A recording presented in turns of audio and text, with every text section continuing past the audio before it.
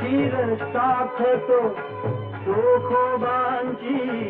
गुरे राखतो हा नाम्याची खीर साखतो चोखोबांची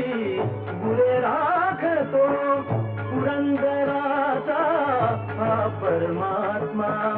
पुरंदराचा हा परमात्मा वाली दामाजीचा